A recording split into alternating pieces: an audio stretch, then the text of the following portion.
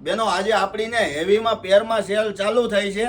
તો આપણે તમારા માટે બે હેવી પાર્સલ લઈને આવ્યા છે એ પણ હેવી પેરો રહેવાની છે અને 2500 ની બે તો ફટાફટ ઓર્ડર બુક કરી લેજો જોઈ શકો છો તમારી સામે જ પાર્સલ ઓપન કરીને તમને પીસ બતાવું છું